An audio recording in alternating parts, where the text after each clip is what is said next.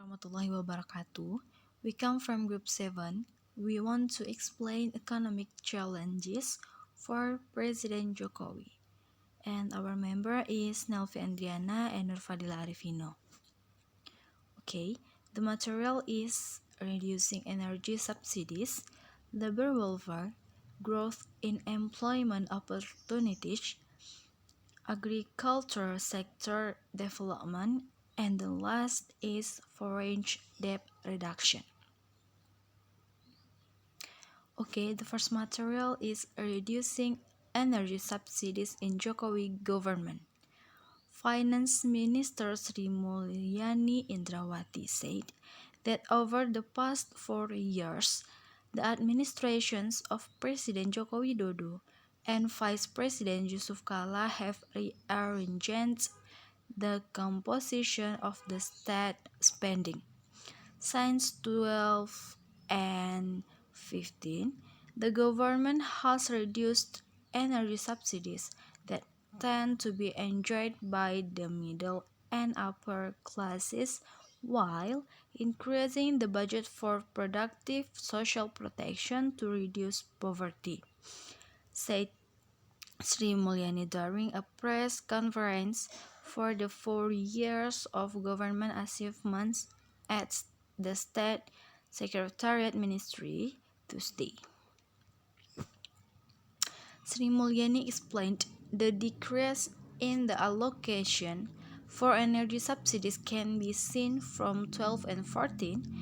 In 12 and 14, energy subsidies amounted to IDR 341.8 trillion and decreased to IDR 119.1 trillion in 12 and 15. Energy subsidies, which include fuel, LPG, and electricity, are directed to be more targeted at low-income groups, said Sri Mulyani. Okay, the second material is labor welfare in Jokowi government. During the range of Jokowi and his representatives for the welfare of the workforce, especially labor, there was still no increase and improvement because, according to the article we read, the main focus was the development of state infrastructure. The next slide will be explained by myself. The material is agriculture sector development. Before we start, we must know definitions of agricultural development.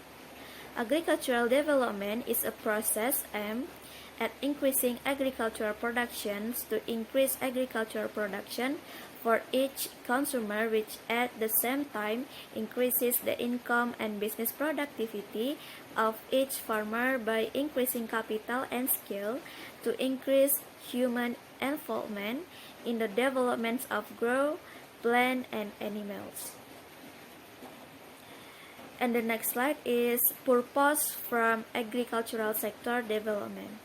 First is increasing food productions, and second, increase the levels of life of farmers, and third is expanding employment in the agricultural sectors in the context of income distributions, and four, increase export, and five, promote strong support from industrial development to produce finished or semi-finished goods, and six is utilizing and maintaining the preservation of natural resources, and seven is increase the growth of rural development in an integrated and harmonious manner within the framework of regional development.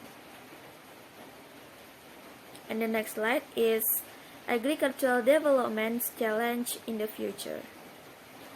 The challenge is first is internal challenge, namely development agriculture is not only required to solve existing problems but faced with demands democratizations that occurs in Indonesia.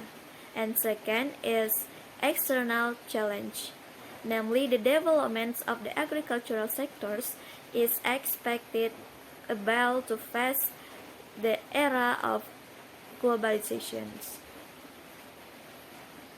And the next is characteristic of agricultural business in Indonesia. First, small or limited capital. Second is small or narrow scale. 3. Simple technology. 4. It is high seasonal. 5. The market area is local. 6. Generally doing business with family labor. And 7 is very access to technology, credit, and market difference. And 8. The agricultural commodity market is mono or oligopsony in nature, resulting in price exploitations of farmers. And the next is why agricultural development in Indonesia is very important. So the answer is the potential of a very large resource diverse. And second is sufficient share of national income big, large share of national export. And next is the size of the dependent population live in the agricultural sector, the rules of agriculture in providing food public. And the next is to become the basis of economic growth. And the next is foreign debt reductions. As we know, foreign debt is a form of cooperation between debtor countries and creditor countries, and is an effective way of covering the government budget deficit, where the risk of economic bankruptcy arising from foreign debt is relatively smaller when compared to printing money, which can lead to inflation. And the next is how to reduce foreign debt. So the step to reduce or overcome foreign debt, first is only allowed to finance productive government expenditures such as infrastructure development and education and health development. And second, increase in tax revenue or tax ratio.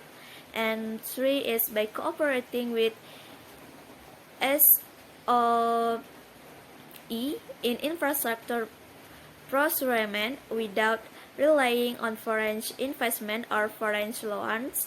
This effort can be done by maximizing domestic resources owned by BUMN. And the last is postponement of debt reschedule by rescheduling or debt and interest payment due.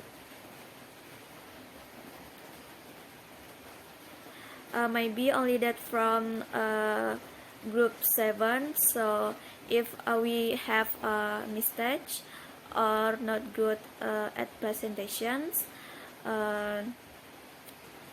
we hope you can get the point, you can understand, and apologize us. See you, goodbye, and assalamualaikum warahmatullahi wabarakatuh.